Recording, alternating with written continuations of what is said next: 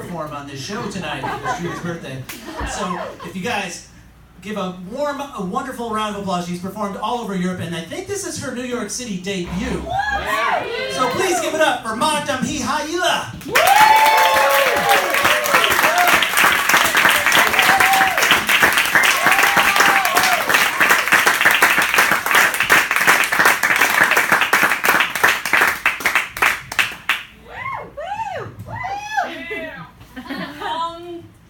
I didn't hear it before. How old is our birthday girl? I don't know if you're supposed to ask this. 50 years old! I'm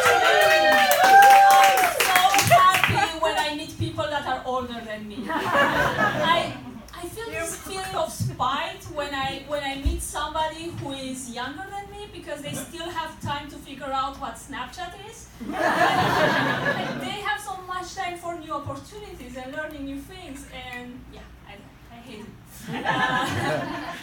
Anyway, I'm much younger, so if you want to hate on me. Thing is, I come from Europe, but I like it how people say she's from Europe, like whatever that means. You can be from anywhere. I'm from Romania, which is a country. Are there any Romanians? No. No? I'm the only Romanian who can afford a plane ticket to the United States. And that's because I work in France. Yeah, I work in France, and because I work in France, they call me an expat. And expat is one of my favorite English words because it's such a short and nice way to say immigrant with social security. It's my very favorite word. And I don't know if this happened. I guess most of you, because you're here, are no longer living with your parents. And the thing is, like, when I left home, my parents were very worried about my future, and the most worried one was my grandma. She gave me this very philosophical advice, which was, you know, when you start living there among strangers, never forget who you are. Which is such a shit advice from someone who has Alzheimer's. I'm like, Grandma, who do you think you are? No, like, really, I have to ask that. And a big difference between Romania and more civilized countries, let's say for the sake of example, United States, is that the attitude, like, I think the worst thing you can do when you talk with your parents on the phone is to sneeze or to cough, because they think their baby is going to die. And the thing is, when this happens to me, like when I do this, like, my boyfriend is Spanish, and Spain is obviously more developed than Romania, so when he talks to his mother, if it happens for him to sneeze or to cough, his mother will say, go to the doctor. But for me in Romania, if I do that when I talk with my parents, they will say, go to the supermarket. And start with this list of advice, which is you go to the supermarket, you get some onion, you make yourself an onion infusion, you eat some garlic, you get a vinegar massage. And I tried all that, and I swear it worked. It was the perfect birth control. So if you want to try that out, go ahead. And before starting with my Spanish boyfriend, because I got this much pressure of finding somebody from my parents, because it's still a macho society, so they wanted me to be sure I have a boyfriend if I live abroad, so that I have somebody to protect me. But that made me date a bunch of weird guys. For example, one boyfriend I had, he was obsessed with identity protection. And I think that's why each night we were doing it, he was putting a pillow on my face. And there's a married couple here that laughed at the part of each night we were doing it. I'm in a long-term relationship as well, I get it.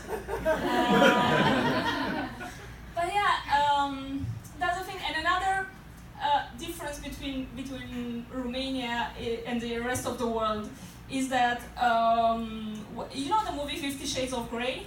Did you see it? Can I get a clap? Yeah. When that movie came out in Romania, it was a national tragedy because after the survey came out, a lot of women from Romania started getting a divorce because they realized they should at least get a helicopter ride before getting slapped. Why do you think I left the country? It's not that easy being there. And when I saw 50 Shades of Grey, I started thinking, would I be able to use accessories in bed? And I think I wouldn't even use a vibrator because I'm afraid if I get wet I will electrocute myself. But I think when it comes to sex, the only piece of plastic that excites me is the Visa card. Because, they have this expression this slogan that for anything else there's MasterCard. That's one of my favorite ones. And I saw a guy before me who was talking about the Me Too movement, and Rob was talking about catcalling. I have a really hard time understanding compliments from men. Like, a guy once told me, I have the body of a mermaid. Why do you laugh? It's insulting. Why do you laugh? It's because I don't look like I have the body of a mermaid. So, going back. Demonstration. So a guy told me I have the body of a mermaid. And I don't know if he meant that I have really nice curves, or that from the belly button down I smell like fish. I think the nicest compliment I ever received from a guy was when a dude told me he masturbated thinking of me. And all my girlfriends were horrified. They were like, how didn't you slap him when you heard that? But for me it's a very nice thing because we live in such a sexualized society. The moment a guy wakes up, he comes up in contact with all these images of women being naked, or very sexual images. A guy wakes up, he picks up his phone, he looks on Instagram, he looks on Facebook, there's all this advertising when he goes out on the streets, when he turns on the TV, when he passes next to a cemetery, to a kindergarten. There are parents in the room? Well, if there are parents in the room, I don't want you to be worried, because I read a study that says that 80% of pedophiles are men. And it's a terrible information when you hear it like that, but I studied journalism, so my journalist brain started thinking, okay, 80% of pedophiles are men, who are the other 20%? And it turns out that the other 20% are women who say size doesn't matter.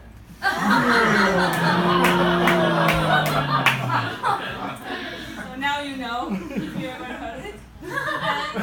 And talking about that, my girlfriends, they went to Tinder dates and they told me because I do comedy, they asked me Magda, how should I react when I go to a guy's house and I see he has a tiny dick?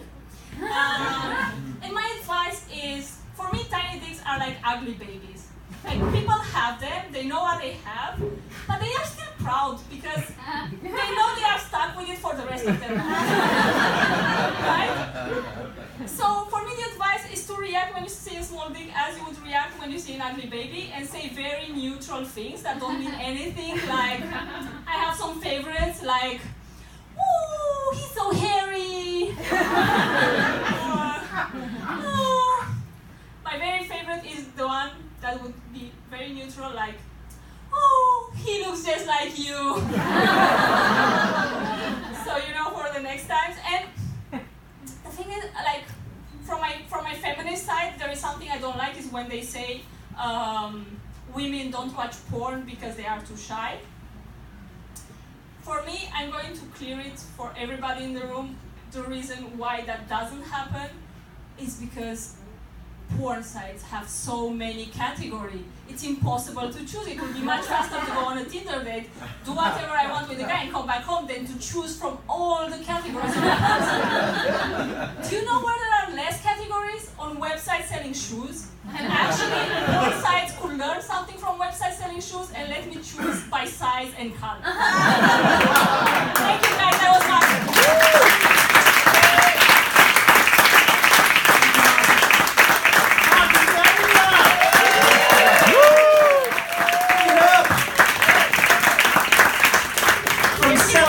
Zones away, people.